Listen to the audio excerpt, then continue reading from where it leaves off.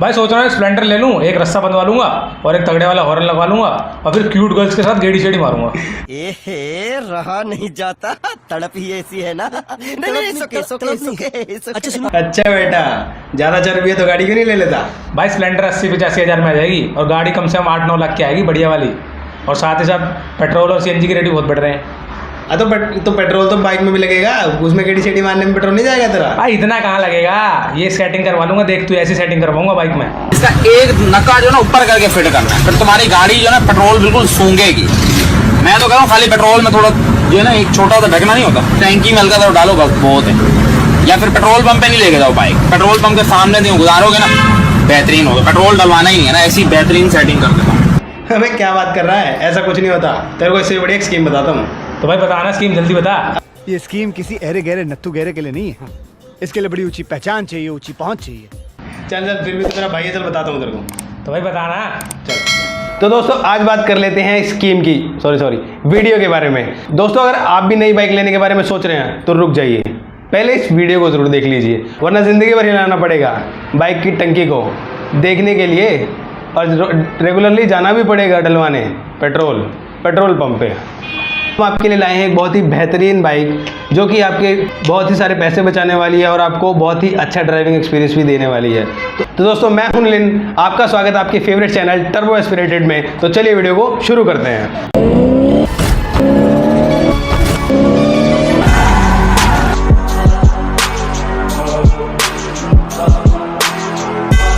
दोस्तों आज इस ऑप्शन के बारे में हम बात करने वाले हैं, वो है रिवोल्ट RV400 जो कि एक इलेक्ट्रिक बाइक है। दोस्तों हम इसका कंपैरिजन करेंगे आपकी फेवरेट या कह सकते हैं इंडिया की बेस्ट सेलिंग बाइक जो है स्प्लेंडर प्लस। दोस्तों स्प्लेंडर प्लस का जो मॉडल आज हमने पिक किया है वो है alloy wheels, drum brakes and i3S technology के साथ जो स्प्लेंडर प्लस वाला जो मॉडल आता है वो वाला। दोस्तों जब भी हम कोई चीज़ लेने जाते हैं तो सबसे पहले हम अपना बजट चेक करते हैं। तो दोस्तों अगर मैं RV400 की बात करूं जो कि एक इलेक्ट्रिक बाइक है तो ये हमें ऑन रोड प्राइस 1,35,000 1,35,000 रुपये के आसपास पड़ती है।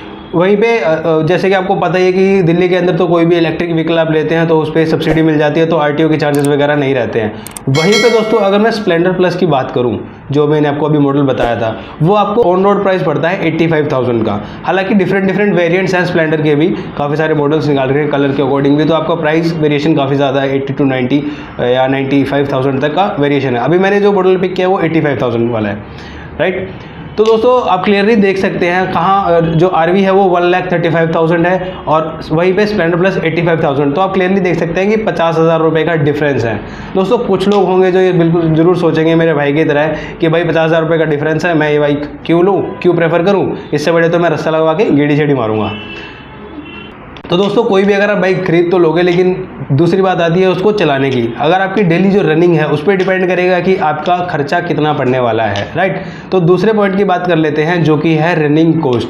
दोस्तों RV400 जो कि एक इलेक्ट्रिक बाइक है, इसके अंदर हमें मिलता है 3 किलोवाट की बैटरी, जो कि अगर आप घर पे चार्ज करते हैं नॉर्मली 4.5 घंटे में आपकी बैटरी जो है फुल चार्ज कर देता है इसका जो चार्जर है। वहीं पे बाहर कुछ सुपर फास्ट चार्जर्स भी आपको अवेलेबल कराए जाएंगे कंपनी के द्वारा बाद में। दोस्तों अगर आप सिंगल चार्ज भी इसको घर पे करते हैं तो उसमें तक मैक्सिमम क्या है कि 3 यूनिट आपकी सिंगल चार्ज में बाइक जो है वो कंज्यूम करेगी।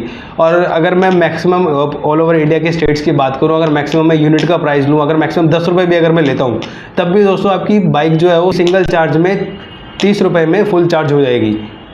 दोस्तों कंपनी जो है वो आपको 150 किलोमीटर की रेंज क्लेम करती है वो सिंगल चार्ज में। वहीं पे अगर मान लेता हूँ कि आप थोड़ा बाइक को भगाते भी हैं,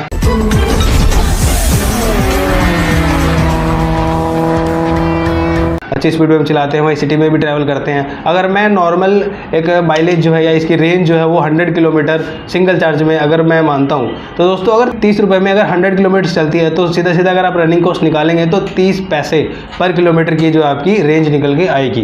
दोस्तों वहीं पर अगर मैं बात करूँ स्प्लेंडर की, आपको पता है दोस्तों स्प्लेंडर काफ़ी अच्छी माइलेज देती है, 60 से 65 का नॉर्मली कोई भी स्प्लेंडर बाइक है वो एवरेज अच्छा खासा दे देती है। और करंट पेट्रोल प्राइसेस को देखते हुए आपकी बाइक है वो 2 रुपये पर किलोमीटर आपकी बाइक चल जाएगी। दोस्तों आप देख सकते हैं क्लियर डिफरेंस, कहाँ रिवोल्ट जो है 1 किलोमीटर में सिर्फ 30 पैसे कंज्यूम कर रही है और वहीं पे दोस्तों स्प्लेंडर जो है वो आपका 1 किलोमीटर में 2 रुपये का खर्चा कर रही है, अब दोस्तों कोई भी अगर आप बाइक लेंगे, कोई भी आप उसकी रनिंग कॉस्ट भी आपने देख ली, अब उसको चला रहे हैं तो रेगुलरली चलाते चलाते उसको मेंटेन भी करना पड़ेगा, क्योंकि आप जानते हैं कोई भी कार होती है, बाइक होती है, उसके अंदर वियर एंड टियर डेफिनेटली होता ही है। दोस्तों अगर मैं मेंटेनेंस की बात करूं, जो कि हमारा थर्ड पॉइंट है, RV400 में इंजन तो है नहीं, एज यू नो, जैसे कि आप जानते हैं कि इंजन तो है नहीं।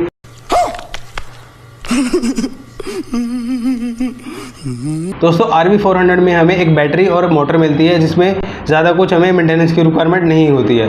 दोस्तों वहीं पर अगर मैं स्प्लेंडर की बात करूं, तो स्प्लेंडर में आपको जैसे पता ही है, हर 3000 किलोमीटर पे आपको सर्विस करवानी ही पड़ती है। दोस्तों अगर मैं बिल्कुल बेसिक खर्चा भी मानूं, अगर 500 रुपये भी मानूं, तब भी आपको हर 3000 किलोमीटर पे 500 रुपये का खर्चा है। दोस्तों एक आम इंसान भी एक साल के अंदर 12,000 किलोमीटर, मतलब 1000 किलोमीटर पर मंथ तो बाइक चला ही देता है। एक साल के अंदर 12,000 किलोमीटर बाइक ज़रूर चला देगा।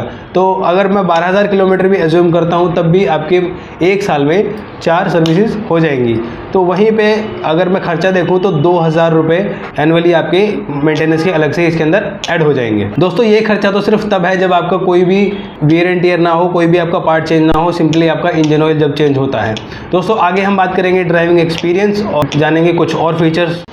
दोस्तों अब बात कर लेते हैं ड्राइविंग एक्सपीरियंस की, क्योंकि दोस्तों ड्राइविंग एक्सपीरियंस भी बहुत मैटर करता है जब भी हम कोई व्हीकल खरीदते हैं, चाहे वो एक बाइक हो, चाहे वो एक कार हो। अगर हम ड्राइविंग एक्सपीरियंस की बात करें दोस्तों, RV400 में हमें 3 ड्राइविंग मोड्स मिलते हैं। पहला मोड है इको मोड, जिसमें हम मैक्सिमम 45 किलोमीटर पर आवर की स्पीड से बाइक को चला सकते हैं, जिसमें हमें कंपनी 150 किलोमीटर पर फुल चार्ज पे कंपनी रेंज क्लेम करती है। सेकंड जो मोड है दोस्तों, इसमें वो है नॉर्मल मोड, जिसके अंदर करीब हम 65 किलोमीटर पर आवर की स्पीड से ड्राइव कर सकते हैं, जिसमें हमें कंपनी 100 किलोमीटर की रेंज क्लेम करती है। उसके बाद जो मोड आता है ऐसे भाइयों के लिए है जो बाइक को भगाना पसंद करते हैं, जिसमें करीब हमें 85 किलोमीटर पर आवर की स्पीड हमें मिल जाती है, जिसमें करीब बाइक 80 किलोमीटर की रेंज हमें प्रोवाइड करती है। तो दोस्तों ये था ड्राइविंग एक्सपीरियंस जो कि हमें RV400 में मिलता है। और दोस्तों अपनी स्प्लेंडर की बात करें तो स्प्लेंडर में तो आप उसे भगा ही सकते हैं अच्छा खासा, जितना भगाओगे उतना तेल पिएगी, तो यही है आपका फंडा उसके अंदर। अब दोस्तों बात कर लेते हैं एक कंक्लूजन पे कि आपको एक इलेक्ट्रिक बाइक लेनी चाहिए कि आपको एक नॉर्मल IC इंजन बाइक लेनी चाहिए, या बात करें एक स्प्लेंडर लेनी चाहिए। अगर हम प्राइस डिफरेंस को देखें, करीब 50,000 रुपये का प्राइस डिफरेंस है अगर आप इसे ऑन रोड कंपेयर करें तो। वहीं अगर दिल्ली में आप बात करें तो इस पर 100% सब्सिडी आपको मिल जाती है RTO चार्जेस पे, तो करीब आपको ये 1,25,000 के आसपास ये पड़ जाती है। तो दोस्तों अलग अलग स्टेट्स में डिफरेंट सब्सिडी है, तो ऑन एन एवरेज 1,35 की आपको हर स्टेट का अगर हम ऊपर नीचे करके देखें तो 1,35 के आसपास ये पड़ जाएगी आपको। तो करीब 50,000 का डिफरेंस हो गया। तो हम एक एग्जांपल लेते हैं, जैसे हमने 12,000 किलोमीटर बाइक को चलाने की बात करी थी, उसके हिसाब से हमारी कितनी कॉस्टिंग पड़ती है। अगर दोस्तों हम 12,000 किलोमीटर अपनी स्प्लेंडर को चलाएं तो 2 रुपये किलोमीटर के हिसाब से करीब 24,000 रुपये का वो तेल हमारा या पेट्रोल खर्च वो कर देगी। दोस्तों हमने इसमें जो 2 रुपये किलोमीटर निकाला था वो पेट्रोल के प्राइसेस 120 रुपीज़ पर लीटर के हिसाब से निकाला था। क्यों? क्योंकि दोस्तों पेट्रोल के प्राइसेस आगे बढ़ेंगे, और ऐसा तो है नहीं कि आप 1 साल ही बाइक रखेंगे। अगर आप 4 से 5 साल की बाइक चलाने की सोच रहे हैं तो पेट्रोल के प्राइसेस बढ़ेंगे, हो सकता है 120 से भी ऊपर चले जाएँ। लेकिन ऑन एन एवरेज अगर हम अभी 100 माने और आगे 150 माने तो उसके हिसाब से 120 का हमने एवरेज लिया है। तो 2 रुपये किलोमीटर आपकी करीब अगले 4-5 साल तक आपकी जो रनिंग कॉस्ट है वो इतनी ही रहेगी, 2 रुपये किलोमीटर। तो आपका जो रनिंग कॉस्ट ईयरली बनता है वो बनता है 24,000 रुपये। वहीं अगर हम बात करें RV400 की, जिसकी रनिंग है 30 पैसे पर किलोमीटर, तो 12,000 किलोमीटर के हिसाब से आपके बनते हैं 3,600 रुपये। वहीं दोस्तों हम RV400 की बात करें, इसमें मेंटेनेंस ऑलमोस्ट जीरो है, सिर्फ ब्रेक्स वगैरह की थोड़ी बहुत मेंटेनेंस होती है। तो अगर हम मेंटेनेंस के 1,000 रुपये भी मान लें या 1,500 रुपये मान लें तो करीब 5,000 रुपये इसका आपका ईयरली कॉस्ट निकल के आता है। वहीं अगर हम बात करें स्प्लेंडर की तो आपके करीब 4 से 5,000 रुपये इसमें मेंटेनेंस के खर्च हो जाएंगे। अगर आप नॉर्मल सर्विसिंग और कुछ स्पेयर पार्ट अगर ख़राब होते हैं तो उसको आप गिने तो करीब 24,000 प्लस 5,000 रुपये 28-29,000 रुपये आपका इसमें साल का पड़ेगा। और वहीं RV400 में कितना था? 5,000 रुपये। तो दोस्तों करीब 22-23,000 रुपये आपको एक्स्ट्रा पे करने पड़ेंगे पर ईयर अगर आप एक स्प्लेंडर खरीदते हैं तो। दोस्तों वहीं अगर आप RV400 खरीदते हैं तो उसकी मेंटेनेंस प्लस उसकी रनिंग कॉस्ट काफ़ी कम है, तो आप 1.5 से 2 साल के अंदर अपना जो एक्स्ट्रा पैसा आप दे रहे हैं उसको परचेज करने में आप उसको रिकवर कर लेंगे। और अगर आपकी रनिंग ज़्यादा है, डेली की 50-100 किलोमीटर है, तो आप बहुत जल्दी रिकवर कर लेंगे उस पैसे को। अब दोस्तों आप सोच रहे होंगे कि यार रनिंग तो है बट अगर बैटरी कहीं खत्म हो गई तो। अगर दोस्तों हम दिल्ली NCR की बात करें या बड़ी बड़ी सिटीज़ की बात करें तो रिवोल्ट्स के ऐसे सेंटर्स हैं जहाँ पे आप तुरंत बैटरी देके दूसरी बैटरी उनसे ले सकते हैं जो कि फुल चार्ज होगी। तो आपको सिटी सिटी के अंदर तो कोई प्रॉब्लम नहीं आएगी रेंज की।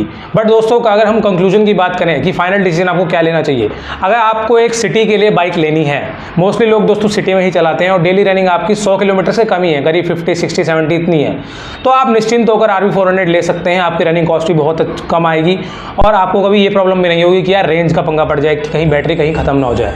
लेकिन दोस्तों अगर आप बाइक को यूज़ करते हैं लंबे लंबे टूर मारने के लिए, 100 किलोमीटर 200 किलोमीटर इतना अगर आप बाइक पे चलते हैं डेली, तो ऑब्वियसली आपको अभी के लिए एक IC इंजन बाइक या फिर स्प्लेंडर प्लस ही लेनी चाहिए, क्योंकि दोस्तों उसमें ऐसी कोई प्रॉब्लम नहीं आएगी। आपको रेंज के बारे में नहीं सोचना पड़ेगा, पेट्रोल पंप्स हर जगह अवेलेबल है, पेट्रोल भरवाया और चलो आराम से। तो ये था आपका कंक्लूजन। अगर दोस्तों हम फ्यूचर की बात करें, अगर ऐसी बाइक्स आती हैं जिनकी रेंज बहुत ज़्यादा हो, तब आप निश्चिंत होकर उस टाइम भी उन्हें ले सकते हैं अगर आपकी रनिंग ज़्यादा भी है तो। दोस्तों अगर आप प्रैक्टिकली बात करें तो प्रैक्टिकल डिसीजन ये है, क्योंकि रेट में इतना कोई ज़्यादा फर्क नहीं है और मोस्टली लोग बाइक्स जो होते हैं वो शॉर्टर टूर्स के लिए प्रेफर करते हैं। करीब आसपास में आना जाना हो गया या फिर कहीं 20-30 किलोमीटर कहीं दूर जाना, वहाँ के लिए हो गया। मोस्टली लोग इसी के लिए बाइक लेते हैं और ऑफिस जाने के लिए ज़्यादातर 20-25 किलोमीटर 30 किलोमीटर तक ही लोगों को ऑफिस जाकर होता है, तो करीब आपका 60-70 किलोमीटर डेली का बनता है। अगर आपका ऑफिस 30 किलोमीटर भी दूर है तो आपके लिए एक प्रैक्टिकल डिसीजन हो सकता है, तो रेंज की आपको प्रॉब्लम नहीं आएगी। बट अगर आप एक ऐसे इंसान हैं जो डेली लंबा जाते हैं, तो आपको ऑब्वियसली एक स्प्लेंडर बाइक लेनी चाहिए या कोई भी ऐसी बाइक जो पेट्रोल से चलती हो।